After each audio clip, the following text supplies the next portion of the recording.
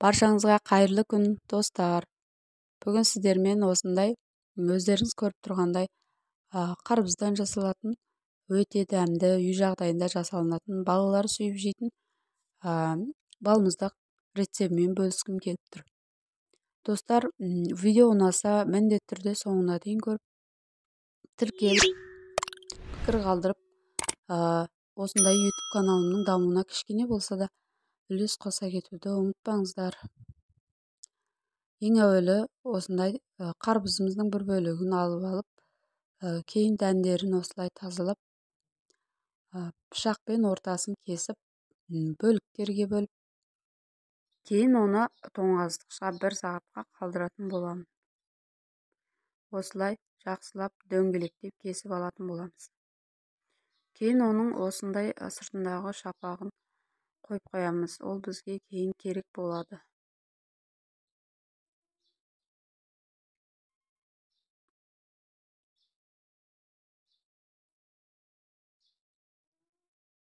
Ыдысымызға саламыз.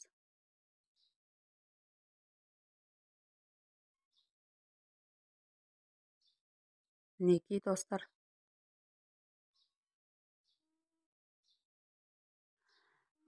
Бұл жерде айта кететін нәрсе, менде блендер болмағандықтан осындай өткізгіштен, яғни ет жанайтыннан өткізуді жөн көрдім. Сіздер блендер болса, бұл балмұздақтан да өте күшті шығады. Менікінен де күшті шығады деп айтпақшымын ғой.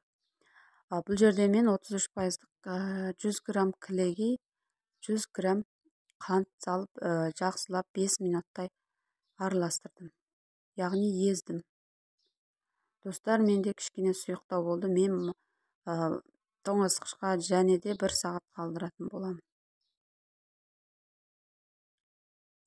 Бетіне әсемдік ретінде осындай шоколадтарды ұсақтап турап себетін боламын.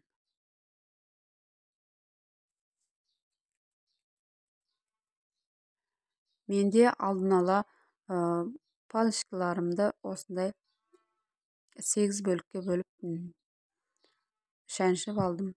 Кейін 1 сағатқа қалдырған балмұздағымды осылай бетін тегістеп салып алдым. Қараңыздаршы, менде кішкене блендер болмағандықтан осылай кесек-кесек болып, кейін сулары жан-жағына ақты. Сіздер блендермен жасасаңыздар, олай болмайды, менікінен де күшті шығады. Ол ештеңе етпейді. Кейін ол қатқаннан кейін сыртындағы аққан балмұздақтарды бір ыдысқа салып бөлек жесеңіздер де болады. Ода тұрған ештеңе жоқ деп ойлаймын. Достар, мінекей дайын болды. Енді біз осыны 7-8 сағат морозникке жіберетін боламыз. Менде асқан ыдысқа қатыратын боламын. Достар, мінекей 7-8 сағаттан кейінгі балмұздағымыз. Мен енді осыны пышағымның көмегімен осылай із қалдырып алдым. Менде әрбір палочкалардың тұсынан 8 бөлікке дүзулеп бөліп алатын боламын.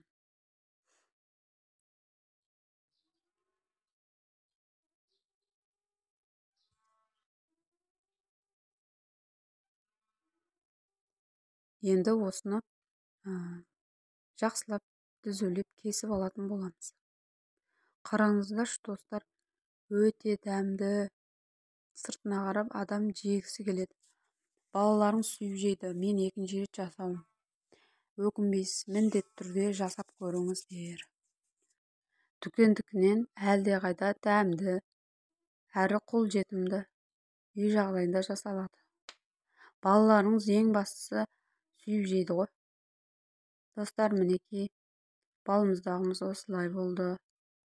Видео ұнаса міндетті түрде тіркеліп, қолдап, осындай қазақша контенттің дамуына кішкене болса да үлестеріңізді қоса кетіңіздер.